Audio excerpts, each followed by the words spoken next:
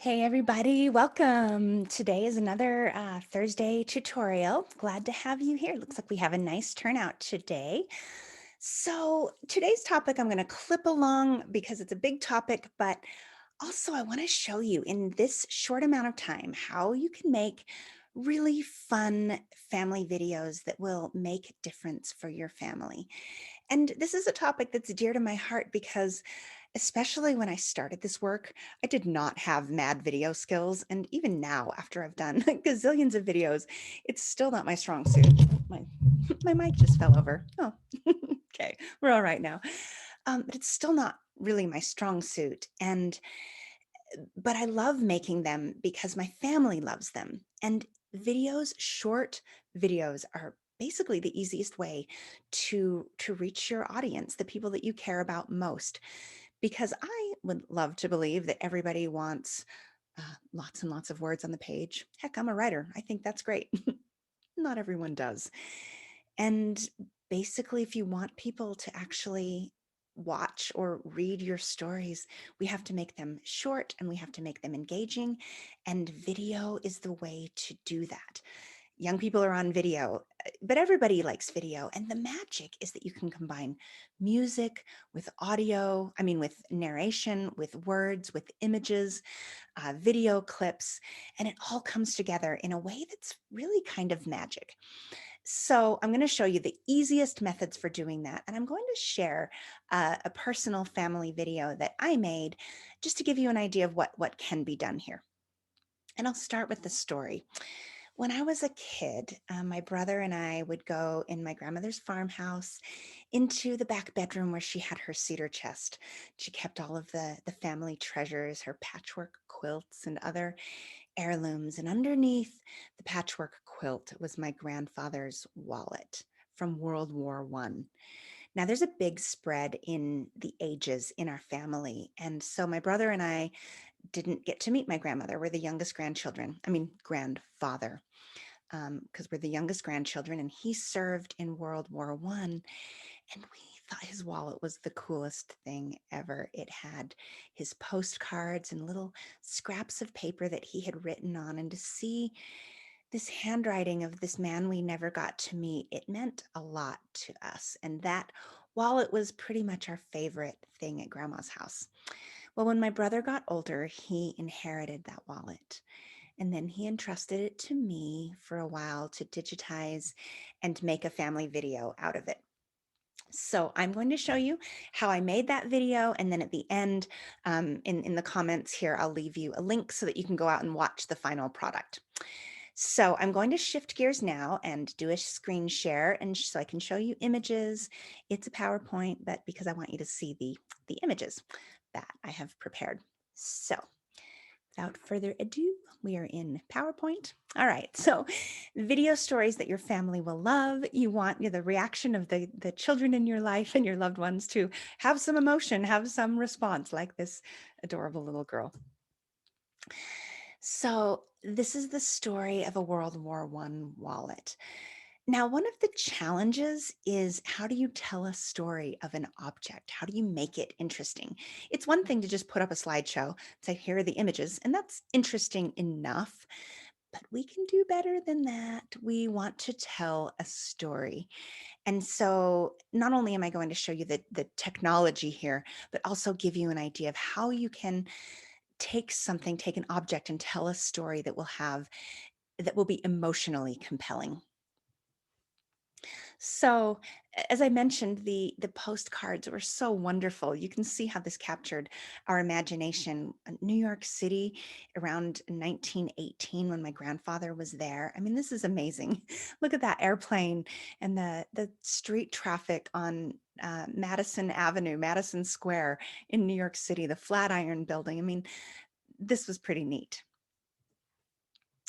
So anyway, you get an idea of why we loved the wallet, but the first step in your project is going to be gathering your photos, and probably that means digitizing them. So I'm not going to get into great detail on this topic because last week I gave a tutorial on this time slot of how to digitize using a shot box, a light box. And that was the method that I used for digitizing the postcards and the wallet itself. For this project, you can use a scanner. There are other ways of getting your things digitized, but that's a method I used, and I would recommend that you look for that tutorial. Let me know if you'd like to see that tutorial. Maybe I can send you that link. And for those of you watching this live, that link is, I did leave that tutorial live right now. I usually take those down after a week, but since these two topics go hand in hand, I decided to leave it up for a while. So bottom line is you need to get your documents digitized, gather everything together into a folder. Also, as a side note, when you're digitizing the images, be sure to capture the context. In this case, not just the postcards in it, but this is a photo of the wallet itself. AEA, Alvin E. Anderson, my grandfather's name.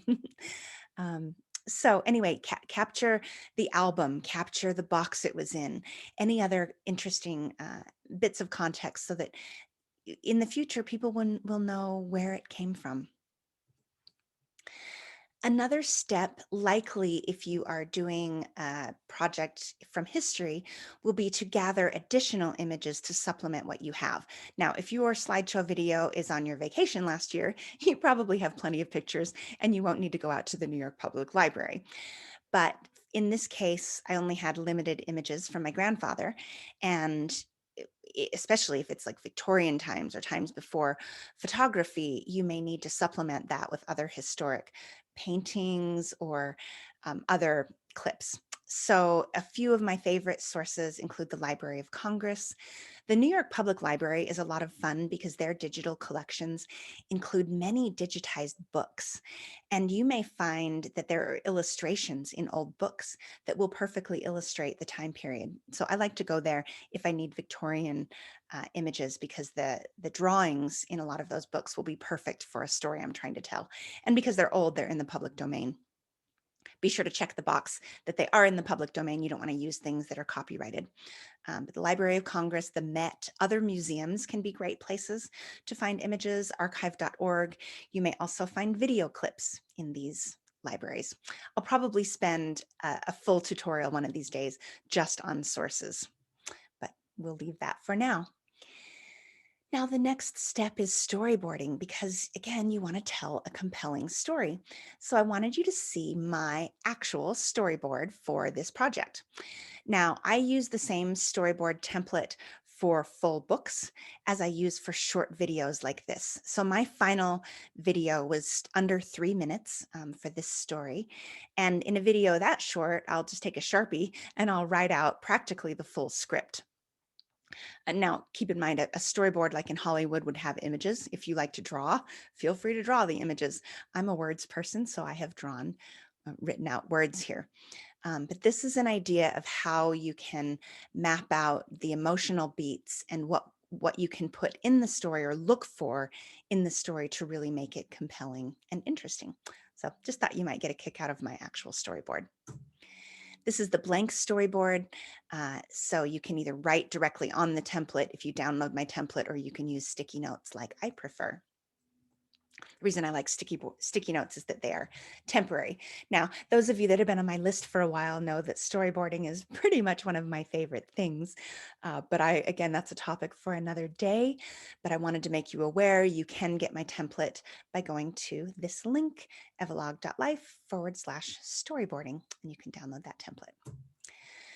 So a few things to keep in mind on the storyboard. We're just going to do a very light touch on this topic, but you want to introduce your hero. In this case, the hero of the story is my grandfather, and you want to show the hero before the action. So your first beat is you're introducing your hero before, and your last beat is showing your hero after. And in this case, I decided to show my grandpa as a farmer before. Then we have the action and adventure during the war, and then he comes home and becomes a farmer once again. So it's a perfect kind of bookend before and after. And again, in other classes, I teach how to storyboard and really how you can bring that to life. But I wanted to show you, especially if you've already watched some of my other tutorials, how that actually looks in this video before and after. Every story needs a problem. If you don't have a problem, you just have a slideshow. And it's problems that make us curious about what's going to happen, that keep us watching until the end. Problems turn pages or keep people watching to the end of the video. So in this case, my grandfather's problem was war. War is a very big problem, very big conflict. Will he make it to the end? Spoiler alert, yes, my grandpa lived. Your story needs a theme. Now, one of the tricks, especially in a very short video like this, is not trying to say too many things at once. Um, and this is a very busy picture. There's a lot going on in this picture that can be a little bit indicative of having too much going on at the table. Let's narrow down your theme and try to say one thing. Focus on one dish, one thing you want to do really well, rather than trying to put an entire smorgasbord of ideas in front of your viewers. So in this case, the theme that I focused on was the price of war, the cost of war for ordinary people like my grandpa. And more specifically, I made this video in conjunction with the 100th anniversary of the war ending, and it made me reflective about how when that war ended, my grandpa got to come home. And it meant that he got to live and become a father. He met my grandma, they got married, they became farmers, they lived a simple life, they had a family, had my dad, and this entire posterity was born because he lived. The price of war of those who didn't. So that's the theme of this particular video. That's what resonated for me anyway. In the hero's journey, you have different emotional beats. These three beats, 4, 8, and 9, are really the most important emotional beats of any story. Again, I'm not going to get into that too much, but just want to get you thinking about making sure you're telling a story about your hero. One other side note is that oftentimes videos will begin with oral history and doing the interview. Even if you don't use the actual audio, you need to capture the story. So if you want to capture oral history, I have a great, I think it's great anyway, short, fun mini course. You can get through it in about 2 hours. It will orient you to how to do interviews, the technology, the templates, uh, how to transcribe, all the stuff in a way that's very motivating and will help you do your first interview or your 100th interview. So would encourage you to check that out. I priced it at my lowest price because I just think everyone in the world needs to capture oral history. So anyway, enough about that. Now I want to actually dig in and show you how I made the video using Animoto. I also love Adobe Spark. Both tools are free. Animoto now has a really nice free plan. Adobe Spark is actually free as well. Choose whichever tool you like. I have a paid plan with Animoto, so that's the one I use all the time, but pick whichever one you like. So now I'm going to shift gears from this PowerPoint and dig in and actually show you a live demonstration in Animoto of how to make a video like this. So stop share here. Hello, I'm back. Get rid of the PowerPoint and I'm going to share screen again. Just take me a moment to do that.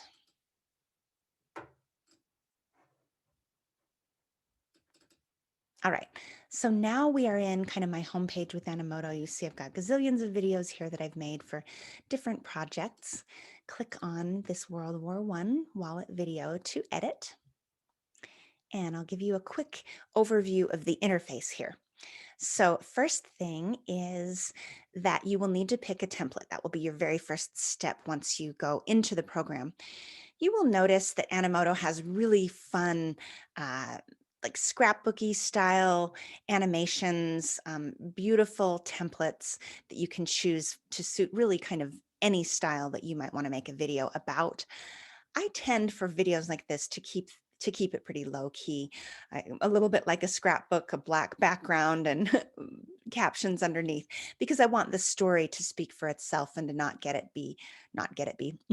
it be too distracting with too many bells and whistles. You can overdo that sort of thing. So I try to keep it understated, but have fun, especially if it's for a vacation or a story about your children or something. Certainly play around with those templates. So as I mentioned, pretty basic black background here without a lot going on. Black background, kind of brown text. The next thing is that you will gather all of your photos. So once you have chosen your template, you can go up here under design, pick the way that you want your image, your text to look, the fonts, the size, etc. And when you're done with your design elements, you will want to upload your photos. Now, I've already uploaded all of my photos here, but it's basically just a drag and drop process. So I have one image on my desktop. I'm going to just drag and drop in. It's loading right now. I would recommend that you spend some time gathering all of the photos you think you might use, put those in one folder, put them on your desktop or something, and then upload them all at once. Inevitably, you're going to go out and look for some additional photos, but it's much easier if you kind of do that step in advance. That is your very most time-consuming step, and it helps to be organized. So then upload them all, go have lunch or something while they're uploading, and then come back and play around with them. So Animoto is fun because it's card based. So each one of these cards can be an image or a video or just text. I could insert a text card here. So let's do a block that's just a text card. And I could just do a title with a subtitle if I want. World War I wallet is my title, subtitle down here. You get the idea.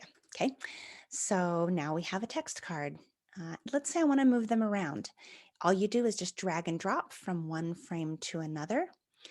You can add narration, like you can add the words on each image here if you like. You can either have photos or videos. So if you have little video clips you want to include, just upload them as well. You can use your own images, or you can go to the stock library.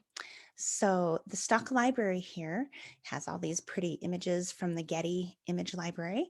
Let's just type in World War I and see what we get. Okay, all media types. Let's see. Let's just type in war. I did this earlier and it came up. I don't know why it didn't come up now. Must not have liked something I did, but okay, so we've got war here. You can go through these and determine what you like. So these are both videos and images. So let's say I like this one. Okay, I'm going to replace my image here with that one. And let's say I want to include a video. So I would rather do video on this slide instead of this picture. So now I have a video clip, which I can trim. I can make it, looks like it's a 6-minute clip. I only want it to be 5, so I apply that. Now you can play, watch the planes come over. That would be World War II, not World War I, but anyway, you get the idea. Let's say I want to move them around. I just drag and drop these. And so anyway, that gives you an idea of how you can physically arrange the slides and create your video here. Oh, another thing that's important, you can you can add music to your library. So Animoto includes an entire music library. So you can search by mood, if you want atmospheric, driving, what is that? I don't know what that means. Driving images, aggressive, okay. Cinematic, happy, hopeful, hypnotic. And you can listen to these images and choose whatever you want, not images, music. The great thing about the Getty library here is that anything that's included, whether it's an image, a video, or the music, is royalty free. So you don't have to worry about violating copyright if you get your images from the library. And it's just super easy to do a search and include what you would want here. So then you just click on play video, you play it, you render it. You can download it into your own video library so that if you want to keep it in your own on your hard drive or in your cloud storage, you're welcome to do so. You can upload it to YouTube. You can share it on social media. You can also share it directly from Animoto. So you can export your video right here. If you go back to your main projects, some of the projects that I've completed in the past, I can do right here is I can just hit share, and I'm looking around my camera here. So share, and I can include a link. If you have the free plan, you can't hide the Animoto branding. If I have a paid plan, so I can hide that branding and copy the link, share it wherever you want. So easy peasy. You don't even have to download it if you don't want to. You own the copyright. This isn't out anywhere. This is yours. It's your private library, which I know is important privacy for a lot of people. So I know that was super quick, but it's really fun. You absolutely can do this. If you have even remotely reasonable video skills, you definitely can make videos like this. Your family will love them. You will have fun. You can make it quickly in a few minutes or spend as long as you want, which may take you a long time. If you like to tinker, it could take a day or longer, but it's kind of addicting. So anyway, I hope you have fun with it. I urge you to try it. Get an account with one of these video services and make your video. And look for the link for my grandfather's World War I wallet video in the comments so that you can watch the finished product of my project. All right, see you next week. Bye bye.